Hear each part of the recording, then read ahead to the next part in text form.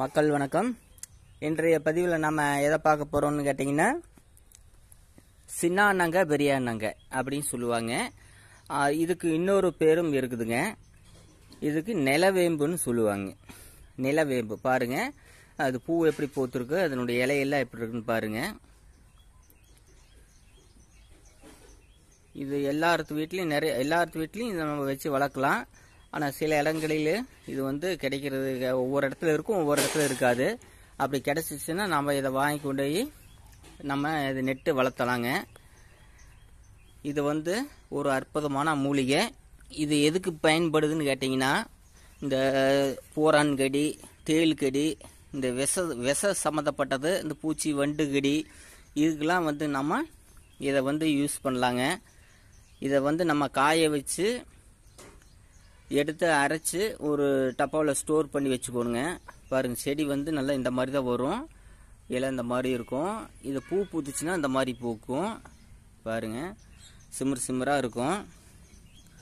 பாருங்கள், இதனுடைய பூக்கெல்லாம் பாருங்கள், இந்த மாதிரி தான் இருக்கும்.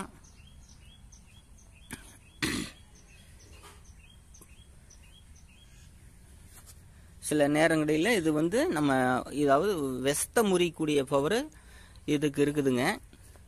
இது இந்த ஆடாதோடையெல்லாம் ஒரு அற்புதமான மூலிகை. ஆடாதோட இந்த நிலவேம்பு இந்த ரெண்டையும் நம்ம பொடி செஞ்சு இந்த விஷத்துக்கு எல்லா விஷத்துக்கும் இதை பயன்படுத்தலாம். மேலாம் அரிப்பு, பிப்பு, சில டைமில் அரிக்கும் பீக்கும், இதெல்லாம் இந்த பூச்சியில் சில கொசு கடிக்கிறதுனால, இந்த வண்டு ஏதோ ஒரு காட்டு பக்கம் போனால் வண்டு, பூச்சி, சொய்யான், பூரான்னு சொல்லுவாங்க. இந்த மாதிரி விஷ கடிகளுக்கெல்லாம் நம்ம இதை வாரம் ஒரு டைமு, இதை அதிகமாக சாப்பிடக்கூடாது, வாரம் ஒரு டைமு இதை நம்ம சாப்பிடலாங்க. அப்படி மேலே பிப்பு இருக்கிறதையும் சாப்பிடலாம், இல்லைன்னா தேவையில்லை. ஆனால் இதை நம்ம ஸ்டோரேஜ் பண்ணி வச்சுக்கணும். பாருங்க, ஒரு அற்புதமான மூலிகை. இது பாருங்க, இந்த மாதிரி தான் இருக்கும். இதை நம்ம கிடைக்கிறப்ப இதை சேகரித்து நம்ம நல்லா வெயிலில் நெவிலே வச்சு காய வைக்கணும். காய வச்சு நம்ம எடுத்து அரைச்சி நல்லா பொடி செஞ்சு நீங்கள் டப்பாவில் போட்டு வச்சுக்கோங்க.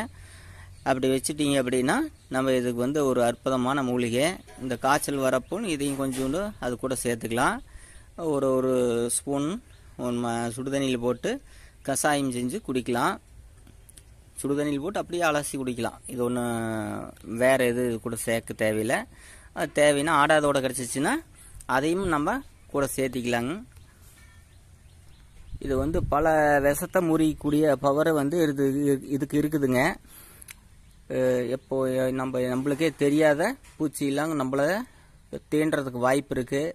இந்த மெயினாக கொசு நைட்டில் கடித்து அதனுடைய விஷத்தை நம்ம உடம்புல இறக்கி, அது நம்ம அப்பப்போ பார்த்தீங்கன்னா அந்த கொசு கடிச்ச இடத்துல 2 நாள் 3 நாள் கிருமிச்சு பார்த்தீங்கன்னா பிப்பெடுத்துக்கும், அப்படியே சொரிஞ்சிட்டே கிடப்போம். அதுவும் ஒரு விஷம்தான்.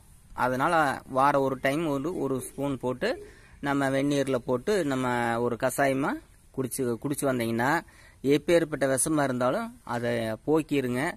உடம்புல எந்த ஒரு அரிப்பும் இல்லை, தோல் நல்லா மினுமினுப்பாக நல்லாயிருக்கும். மக்களே, இந்த மாதிரிக்கு உங்களுக்கு செடிகள் கிடச்சிச்சின்னா இதை நீங்கள் சேகரித்து வச்சுக்கலாம். இல்லை அப்படி கிடைக்கிற இடத்துல எடுத்தாந்து காய வச்சு பொடி செஞ்சு நீங்கள் ஸ்டோரேஜ் பண்ணி வச்சுக்கலாம். நாங்கள் போடுற ஒவ்வொரு மூலிகையும் நம்மளுக்கு எல்லாத்துக்கும் பயனுள்ளதாக இருக்கும். நண்பர்களே, இதெல்லாம் நாங்களாம் அனுபவிச்சு தான் உங்களுக்கு சொல்கிறோம். இதெல்லாம் நாங்களாம் சாப்பிட்டு தான் உங்களுக்கு எல்லாம் சொல்கிறோம். நாங்கள் சாப்பிடாத எந்த மூலிகையும் நாங்கள் சொல்லுவது இல்லை. மக்களே, சேனல் பிடிச்சிருந்தா லைக் பண்ணுங்கள், ஷேர் பண்ணுங்கள். நன்றி, வணக்கம்.